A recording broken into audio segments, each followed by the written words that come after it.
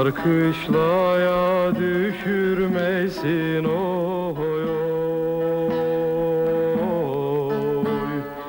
Allah sevdiği kulunu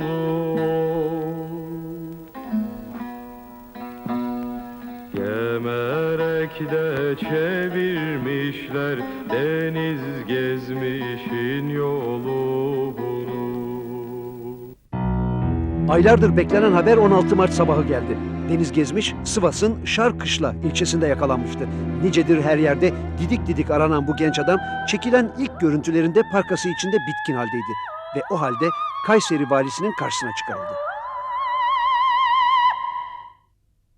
İlk gördüğüm zaman ben bir cellat, bir eşkıya ile karşılaşacağımı tahmin ettim. Öyle bir tip bekledim, bir sima bekledim. Öyle bir şey görmedim. Ve de çok yakışıklı, uzun boylu, fevkalade zarif bir delikanlı karşılaştım. Ve çok üzüldüm. Ona sordum. Siz dedim dağlarda geziyordunuz değil mi dedim. Evet dedi. Hükümet istifa etti, Demirel hükümeti. Haberiniz var mı dedim. Var dedi. Nereden haber aldınız dedim. Radyomuz var, ondan dinledik dedi. Peki memnun musunuz? Hükümetin istifası siz gençleri tatmin etti mi? Maksadınız, amacınız bu muydu dedim. Hayır dedi, biz hükümetle bizim ilişkimiz yok. Biz yeni bir rejim, yeni bir devlet kuracağız. Onunla ilgiliyiz dedi bana. Sakindi, munis bir görünüşü vardı. Yalnız yorgundu. Yanakları, avurtları birbirine çökmüştü. Deniz Gezmiş kimseyi öldürmemişti. Banka soymak ve Amerikalıları kaçırmaktan aranıyordu. Yakalanınca da hemen Ankara'ya getirildi ve önce kameraların önüne, ardından da İçişleri Bakanı'nın huzuruna çıkarıldı.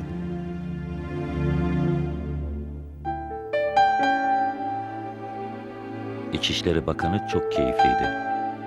Odası gazetecilerle doluydu.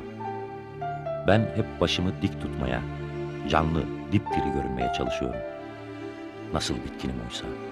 Ayaklarımı zor sürüyorum. Bakan gülerek, geçmiş olsun dedi. Suratına baktım pis pis, hiçbir karşılık vermedi. Gazetecilere döndü. Şu pejmürde kılıklı adam, Halk Kurtuluş Ordusu'nun kahramanıymış dedi. Beğenemedin mi dedim. Türkiye'de bir tek ordu vardır dedi. Onun için ordu muhtırayı verince hemen istifayı bastınız dedim. Sinirlendi. Götürün bunu dedi. Sürükleyerek çıkardılar beni odadan. Deniz Gezmiş iki bileğinden iki polise zincirli olarak bakanlıktan sorgu için 2. şubeye götürüldü. Şimdi sonu acıyla bitecek upuzun 2 yıl başlıyordu.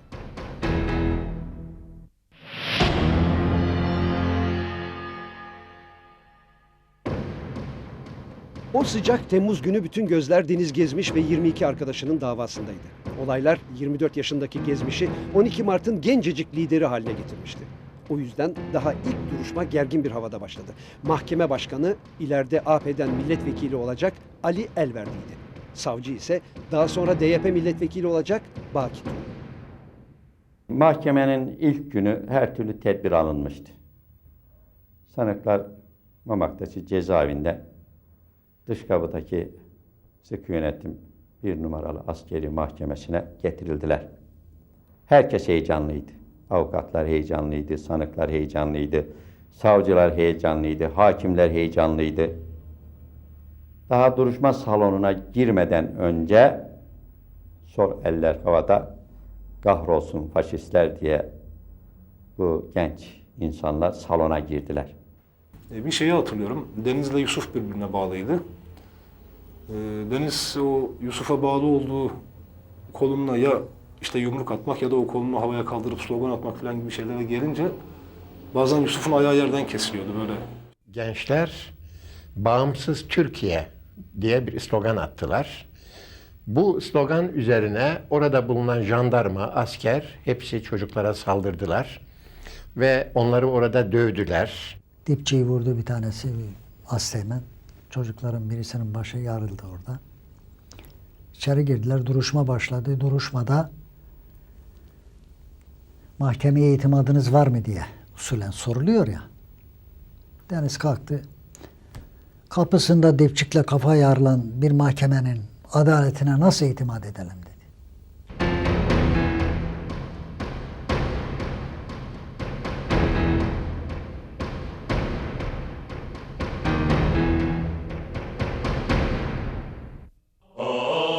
Duruşma bu havada başladı. Savcı Baki Tu, sanıklardan 21'i hakkında 146'ya birden, yani anayasal düzeni silah zoruyla yıkmak suçundan idam istiyordu.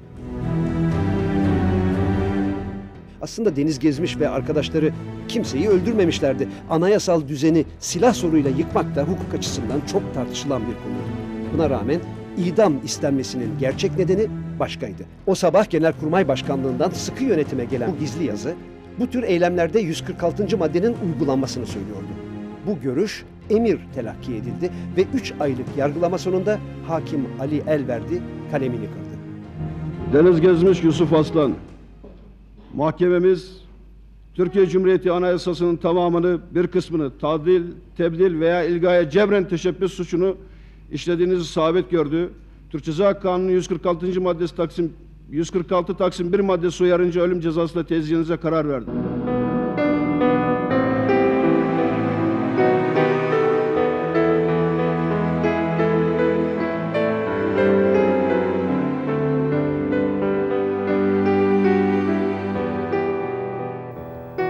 Dedim oğlum dur, daha meclisi var, cumhurbaşkanı var. Baba, onlardan hiçbirinden hayır çıkmaz. Sen kendini ona göre hazırla. Ne lazım? Deniz gerçekten idam edileceğine kesinlikle inanmıştı ve buna uygun davranıyordu. Ama burada böyle bir çekinme ya da işte tedirginlik gibi şeylerin ötesinde bunu alaya almak ve kendisini oraya hazırlamak. Ama hazırlamak derken tam ne yapacağını santimi santimine, dakikası dakikasına, hatta saniyesi saniyesine kararlaştırmak gibi bir şey içindeydi. O sahneyi çok iyi somutladım. Bir mitinge gider gibi gideceğim idama. Asılma günü gelip çatınca o sevdiğim giysilerimi giyeceğim. Postallarımı, arkamı. Beyaz ölüm gömleği giydirmek isteyecekler, giymeyeceğim. Tıraş falan da olmayacağım. Önce gidip orada oturacak, bir sigara yakacağım. Sonra demli güzel bir çay içeceğim.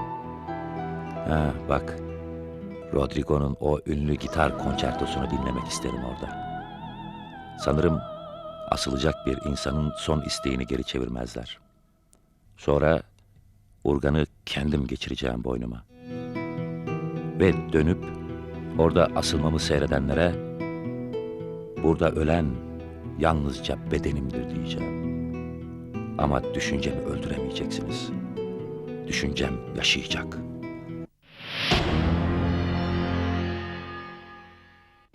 Deniz Gezmiş, Yusuf Aslan ve Hüseyin İnan'ın idam dosyaları Meclis Genel Kurulu'na 24 Ocak günü geldi. Adalet son sözünü söylemişti. Şimdi söz sırası meclisteydi. Bu arada ülke çapında büyük bir imza kampanyası başlatılmıştı. İdamların onaylanmaması için meclis mektup bombardımanına tutulmuştu. 3 gencin aileleri de son bir umutla meclise, daha doğrusu İnönü'ye koştular. Bunlar Amerikalıları kaçırdığı zaman İnönü'nün bir beyanatı var, hatırlarsanız. Aman sakın öldürmeyin, öldürme olmasın, her şeye çare bulunur, gerisi kolay demişti. Çocuklara hitaben bir beyanat vermişti. Vaktiyle böyle dediniz. Çocuklar da sizin sözünüzü tuttular. Amerikalıları öldürmediler. Hatta iyi baktılar, serbest bıraktılar. Şimdi sıra sizde dedim. Bu konuya ağırlığınızı koyun. Mahkemeden hayır yok. Parlamentodan geçirmemek için elinizden gelen her şeyi yapacağınıza inanıyorum dedim. İnönü hemen harekete geçti. Meclisteki görüşmelerde siyasi suçlarda idam cezasına karşıyım dedi. Gelin bunu kaldıralım çağrısı yaptı. Ama buna ilk karşı çıkan Süleyman Demirel oldu. AP lideri rejimi yıkmak eylemi siyasi suç değildir dedi ve idamı savundu. Başka bir şey yapamazdık.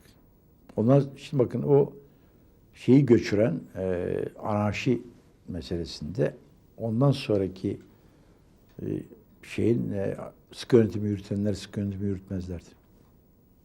Zaten bakın oradaki hadiseye Artık orada meclis tam hür iradeli değil. Biz meclisi askerlerden kurtarmaya çalışıyoruz. Yani ya gelip meclisi kapatacak yahut da biz bir yere kadar götüreceğiz, meclisi kurtaracağız.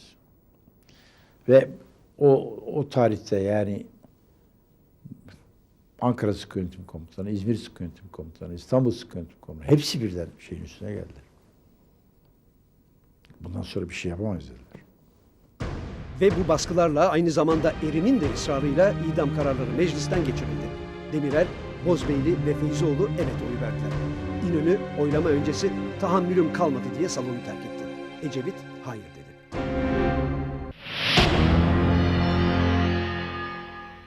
Deniz Gezmiş ve 2 arkadaşının idam kararları köşkten de onaylanmış ve Ankara cezaevinde dar ağaçları kurulmuştu. Artık saatler sayılıyordu. Başkentte olası bir direnişe karşı büyük güvenlik önlemleri alınmıştı. Ancak direniş hiç beklenmedik bir yerden, Anayasa Mahkemesi'nden geldi. Mahkeme, CHP'nin başvurusu üzerine dosyayı incelemiş ve kararı usulden bozmuştu. Bu son umutla ortalık yeniden hareketlendi. Dava yeniden meclis gündemine gelirken kamuoyunda da kampanyalar hızlandırıldı. Bazı sanatçılar, aydınlar, yazarlar idamları durdurmak için imza toplama eylemine katıldılar. Ancak meclis geri adım atmadı. Kararları yeniden görüştü ve idamları yine onayladı. Şimdi İnönü için yapacak bir tek şey kalıyordu. Yeniden Anayasa Mahkemesi'ne gidip bu kez kararları esastan bozulmasını istemek. CHP'liler bunun için imza toplarken gelen bir haber her şeyin sonu oldu. 4 hava korsanı bir Türk Hava Yolları uçağını 61 yolcusuyla Sofya'ya kaçırmıştı. 13 mahkum 24 saat içinde salıverilmezse uçağı havaya uçuracaklarını söylüyorlardı. Üstelik yolcular arasında İnönü'nün oğlu Ömer de vardı. İsmet Paşa hayatının en zor anlarından birini yaşadı. Bir yanda oğlu, bir yanda kurtarmaya çalıştığı idam mahkumları. Öte yanda aynı amaçla oğlunu kaçıran korsanlar. Yine de hiç çekinmeden hükümet pazarlık yapmamalıdır dedi. Nitekim pazarlık yapılmadı ve korsanlar teslim oldular. Ama olan mecliste imza toplamaya çalışanlara oldu. 33 senatöre ihtiyacımız var. 33 imzaya. 28'e kadar çıktık. Aslında çocuklar çalışıyor arı gibi böyle. Onlar evlerini falan dolaşıyorlar. Avukatlar hepsi evlerini dolaşıyorlar. İmza topluyorlar. Ankara Ajansı'nda oturuyoruz. Ankara o Gökdelen'de. Bir haber geldi. Dediler ki Jandarma Genel Komutanını vurmuşlar. Bunun üzerine paniğe kapıldı azizim. Senatörlerden telefonlar. Aman benim imzamı sil. Ondan da mahrum kaldık. Artık elimiz ayağımız bağlı kaldı. Hiçbir şey yapamadık. 4 Mayıs günü Jandarma Genel Komutanı Kemalettin Eken'e Ankara'da yapılan bu suikastla gerçekten de olay bitmiş oldu. Karanlık bir dönemin kapanış seremonisi 5 Mayıs'ı 6 Mayıs'a bağlayan gece yine kör karanlıkta yapılacaktı. O gece Ankara'da sokağa çıkma yasağı vardı. Şehrin her yanına devriyeler yerleştirilmişti. İmralı'dan tam 10 yıl sonra bir kez daha bir cezaevi avlusuna 3 idam sehpası kuruldu. Ankara Kapalı Cezaevindeki mahkumlar aylardır bekledikleri ayak seslerini 5 Mayıs'ın gece yarısında duydular. Denizler için infaz vakti gelmişti. İdama götürülüşlerini bu gürültülerden ve arka hücrelerin kapısının açılmasından, arkadan gelen yine şangırtı seslerinden öğrendik. Ayaklarına zincir bağladılar, ellerine zincir bağladılar. Orada yaklaşık bir yarım saat kadar oyalandılar. Sonra bizim hücrelerin dış kapısının önünden geçirilip götürüldüler. Deniz oradan giderken eyvallah diye bağırdı. İşte biz hepimiz güle güle diye bağırdık.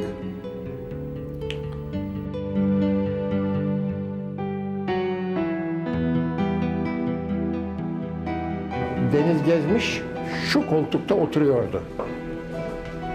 Şöyle oturuyordu. Oturduğu bu koltuktan infazın yapıldığı avlu ve sehpa görülüyordu.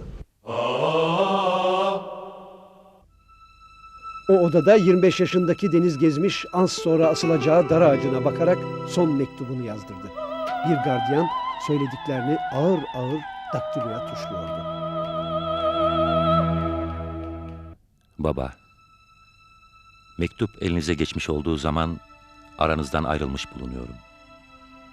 Ben ne kadar üzülmeyin desem de üzüleceğinizi biliyorum.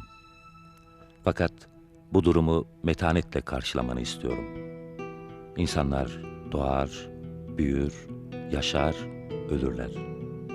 Önemli olan çok yaşamak değil, yaşadığı süre içinde fazla şeyler yapabilmektir. Bu nedenle ben erken gitmeyi normal karşılıyorum. Oğlun bu yola bilerek girdi ve sonunda bu olduğunu biliyordu. Cenazem için avukatlarıma gerekli talimatları verdim. Taylan Özgür'ün yanına gömülmek istiyorum. Annemi teselli etmek sana düşüyor. Kitaplarımı küçük kardeşime bırakıyorum. Kendisine özellikle tembih et. Onun bilim adamı olmasını istiyorum. Bilimle uğraşsın ve unutmasın ki bilimle uğraşmak da bir yerde insanlığa hizmettir.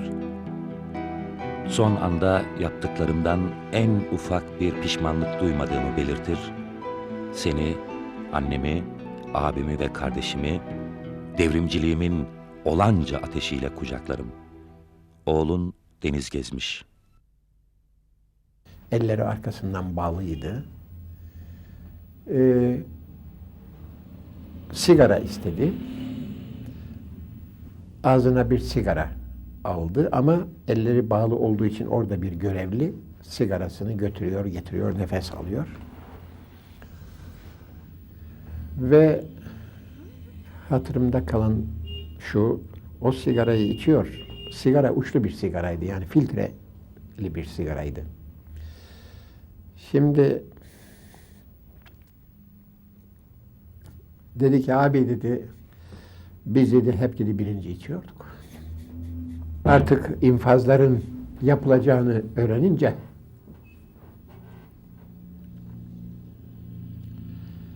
uçlu sigara içelim dedik, dedi. Deniz gider ayak demli güzel bir çay istemedi. Rodrigo'nun gitar konçertosunu da hatırlamadı. Sadece Yusuf'u ve Hüseyin'i görmek istedi. Tek bir defa ve son bir defa. Sonra Deniz getirildi koridorun başına. Yusuf odadan çıkarıldı. Onunla sarıldılar.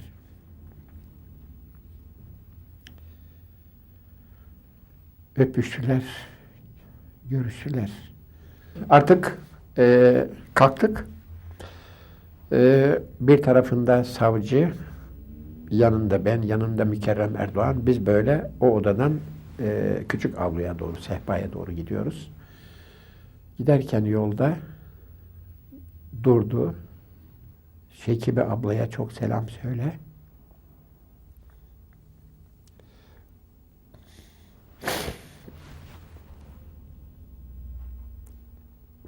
Bize çok emeği geçti.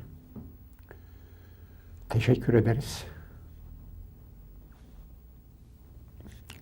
dedi ve yürüdük. Kendi kendine infazı yapmak için ayağıyla bir tekme vurdu. Fakat o tekmeyi vurmadan önce bir konuşma yapmak için söze başladı. O arada konuşmaya başlarken savcı engellemek istedi konuşmayı. Ali el verdi, böyle ayakta, elini arkaya koymuş, bir elini, bir eliyle sigara içiyor, böyle adeta bir kahraman pozunda, işte ben yapıyorum bütün bu işleri gibi böyle bir pozda duruyordu. Bırak dedi, konuşsun dedi. Ve Deniz, o şimdiye kadar birçok yerde yayınlanan konuşmasını o gecenin sessizliğinde yüksek sesle bağıra bağıra söyledi. Tabureyi tekmeledi. Tabure böyle bir döndü. Şırak diye düştü kendisi.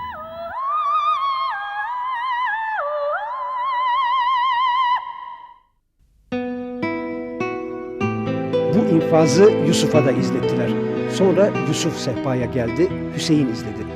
Nihayet en son sıra Hüseyin'e geldi. Üçü de aynı sloganlarla çıktılar taburaya ve üçü de aynı cesaretle gittiler ölüme. Bir mitinge gider gibi.